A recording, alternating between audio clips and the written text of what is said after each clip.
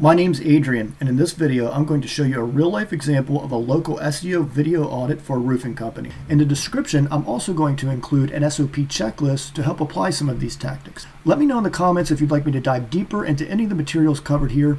And of course, if you find this video useful, please like and hit subscribe. We're going to jump straight into this, so let's get into it.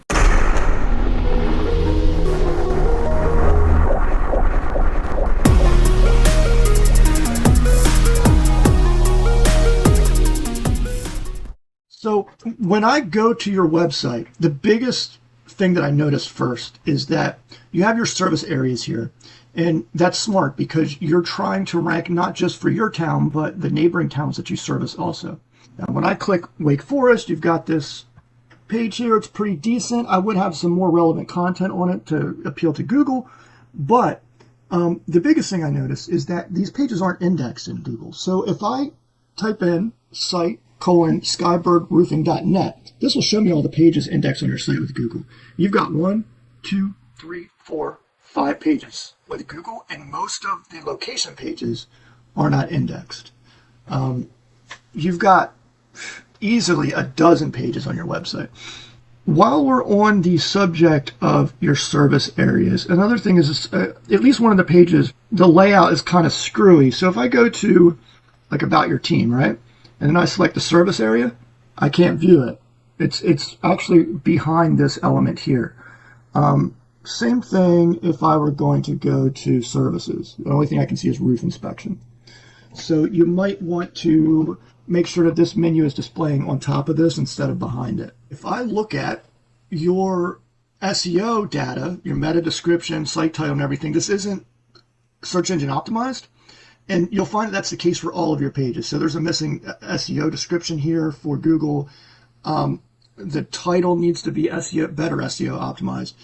The same is true for your location pages, your home page, and so on. There are some SEO formatting issues. You want to make sure that your major keyword for each page that you're trying to rank for instance, obviously here you're trying to rank for Wake Forest Roofing Services, you want to make sure that that is your H1 tag so that Google understands that's what the page is about.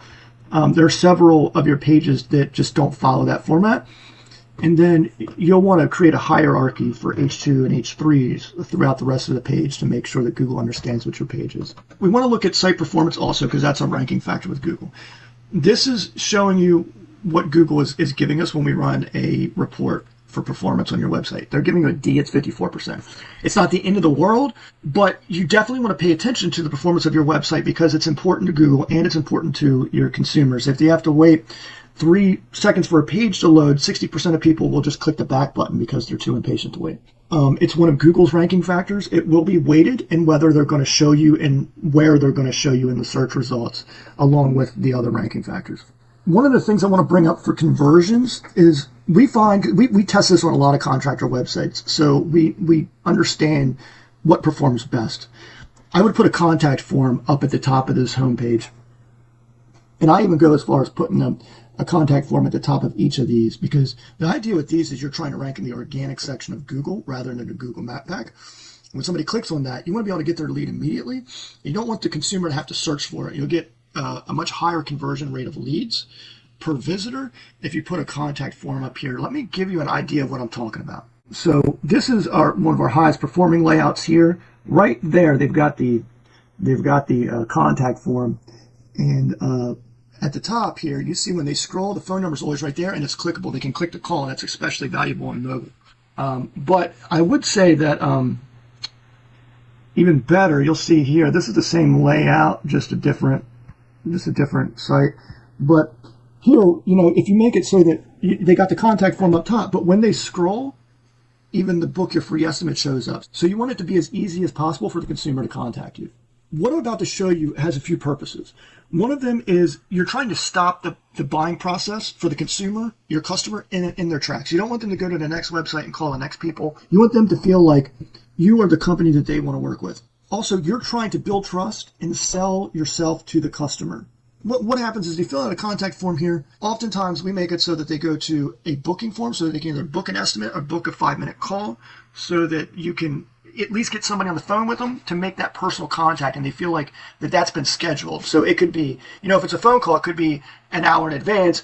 If it's an estimate, it could be, for instance, the next day. Up at the top of the thank you page, you'll explain their next steps. And that's going to be something like, thank you for reaching out. We're going to get back to you as soon as possible. We'll be reaching out within 24 hours, 12 hours, and so on. Testimonials, we put them right at the top of the page there. So after they hit submit, we highlight your best ones, right? And then after that, if you can, you want to showcase some of your best work in a small gallery underneath of that. Again, this is just one of those things that's time tested to increase conversions. Now, we also dump all this oftentimes into a contractor dashboard to manage everyone's leads, but you get the point. Now, I hope this has been helpful for you. I have some other ideas I'd love to share with you. I could walk you through them. Information's always free. I only charge for implementation. If you'd like me to walk you through this stuff, the next best step would be to hop on a quick phone call with me. Generally, I try to do a video call. That way I can show you what I'm seeing and show you exactly what you could do. I have a bunch of availability open this week on and off. Let me know when's best for you, and I'll see if I can make that work. Listen, thanks for taking the time to watch this video. Good luck, guys. Thanks for watching, and I hope you found this video helpful for your business's SEO. Feel free to list your questions in the comments, and of course, you can find our website in the description.